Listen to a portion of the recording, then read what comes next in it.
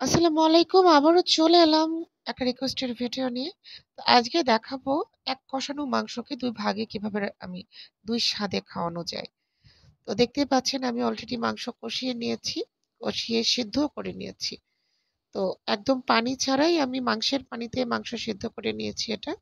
তো পানি ছাড়া কিভাবে মাংস কষিয়ে রান্না করবেন, এটা আমার প্রিভিয়াস ভিডিওতে আছে। আমার ভিডিওগুলো স্ক্রল করতে, করতে পেয়ে যাবেন।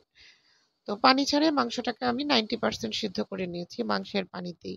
কুকারে ১০ থেকে ১২ টা সিটিতে মাংসটা সিদ্ধ হয়ে গেছে। যাদের কুকারে ব্যবহার করবে না, সময় থাকবে হাতে, তারা ধিমি আঁচে মাংসটা সিদ্ধ করে নেবেন। পানি কিন্তু কমবে না। ওই পানিতেই মাংস সিদ্ধ হয়ে যাবে। চুলাটা ধিমি আঁচে রাখতে হবে। তো আমি সলিড যে মাংসগুলো সেগুলো আলাদা করে নিয়েছি বেশ কিছু মাংস কালো ভুনা করার জন্য। সেখানে কোনো চর্বি রাখিনি। চর্বি ছাড়া একেবারে সলিড পিসগুলা নিয়ে নিয়েছি। আর প্যানে একটু তেল আর একটু পেঁয়াজ নরম করে দিচ্ছি হাই ফ্লেমে। পেঁয়াজগুলাকে নরম করে নিচ্ছি। পেঁয়াজ কিন্তু ভাজা, ভাজা করা যাবে না। ভাজা, ভাজা হলে কিন্তু গরুর মাংসের যে নিজস্ব যে স্বাদ, যে স্মেলটা সেটা নষ্ট হয়ে যাবে। গরুর মাংস কিন্তু নিজস্ব গন্ধটাই ভালো লাগে। এখানে এক্সট্রা কোনো মসলার গন্ধ দিলে কিন্তু নিজস্বতা নষ্ট হয়ে যায়। দেখতে পাচ্ছেন চর্বি ছাড়া মাংসগুলো। তো এই মাংসগুলো আমি এখন ছেড়ে দিচ্ছি। দেখতে পাচ্ছেন। তো এগুলো নাড়তে, নাড়তে অনেক সময় নিয়ে নাড়ার পরে কিন্তু কালার চেঞ্জ হয়ে যাবে। এখন একটু, একটু ঝোলের পানিও হয়তো লেগে গেছে। এগুলো ধীরে, ধীরে কমে যাবে। ১ম এ একটু হাই ফ্লেমে রাখবেন। ধীরে, ধীরে আস্তে, আস্তে চুলার আগুনটা কমিয়ে দিবেন। এটা একেবারে ধিমি আঁচে হবে। এখন কিন্তু চুলার ফ্লেম বাড়িয়ে দিয়ে রান্না করা যাবে না এটাকে। একদম যতটা লো ফ্লেমে করা যায়। আর মাংসটা যেহেতু 90% কুক হয়েছে, বাকি 10% কিন্তু এখানে সিদ্ধ হবে। তো আস্তে, আস্তে হোক। এটা হতে, হতে আমরা যে ঝোলের যে মাংসটা আলু দিয়ে প্রসেস করব, সেটার প্রসেসিং এ চলে যাব। তবে একটা বিষয় মনে রাখতে হবে, আমাদের যে কালো ভুনা আজকাল যে বিভিন্ন রেস্টুরেন্টে এখানে ওখানে বিভিন্ন স্বাদে এখন করছে, আসলে বিভিন্ন স্বাদের আমাদের হয় না। আমাদের গরুর মাংসের কালো ভুনা নরমাল মসলা দিয়ে রান্না বান্না হয়। এখানে স্পেশাল কোনো মসলা ব্যবহার হয় না। নরমাল জিরা, মিষ্টি জিরা, আদা, রসুন, লং, এলাচ, দারচিনি এগুলো দিয়ে।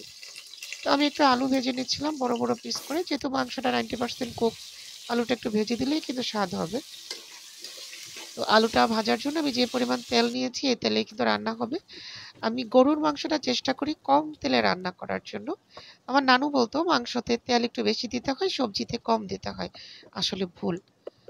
যেসব রান্নাতে নিজের কোনো তেল থাকে না, মানে সবজিতে নিজের কোনো তেল নাই, তাকে একটু তেল দিয়ে রান্না করতে হবে। আর মাংসতে কিন্তু নিজের তেল থাকে, তাকে একটু কম তেলে রান্না করতে হবে। দেখতে পাচ্ছেন অল্প একটু তেল ছিল, সেখান থেকে তেলগুলো আমি রেখে দিয়েছি। আর বাকি অল্প একটু তেল রেখেছিলাম যেটাতে পেঁয়াজটা আমি নরম করে নিয়েছি। তো এখানে আমি মাংসটা ছেড়ে দিয়েছি কষিয়ে নেওয়ার জন্য। আর দেখতে পাচ্ছেন যে পানিটা আছে, ঝোলের পানিটা এর সাথে গরম পানি মিশিয়ে রেখে দিব ঝোলের জন্য। তো দেখতেই পাচ্ছেন কালারটা কিন্তু ভালোই লাগছে। তো আলু সহ কিন্তু কষিয়ে নিব।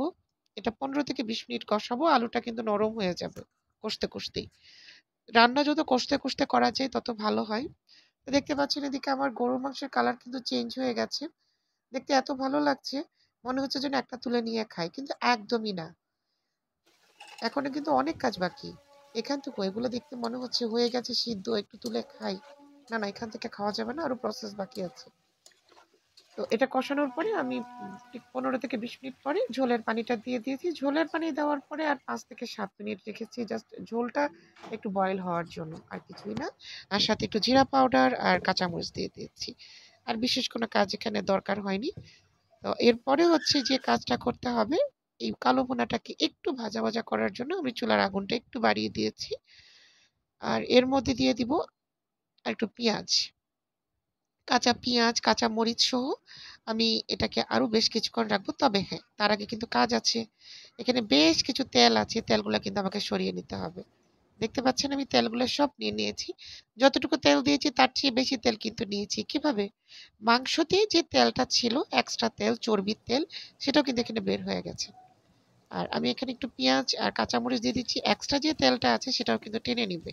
আমাদের কালো ভুনা থেকে কিন্তু চর্বিটা আমরা উঠিয়ে নিই সবসময়। গ্রামেগঞ্জেও এটা করে। তো আমি এখানে তেল চর্বি যা আছে সবই কিন্তু নিয়ে নিয়েছি পেঁয়াজ সহ, আর একটু রেখে দিয়েছি ধিমি আঁচে। আর কাঁচামরিচ পেঁয়াজটা একটু নরম হওয়া পর্যন্ত রাখবো।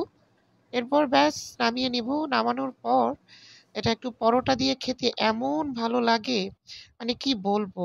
সাথে এই যে ঝোল মাংস, কালো ভুনা, ভাত দিয়ে খেতে তো ভালো লাগেই, পরোটা দিয়ে খেতে অন্যরকম ভালো লাগে। ধন্যবাদ।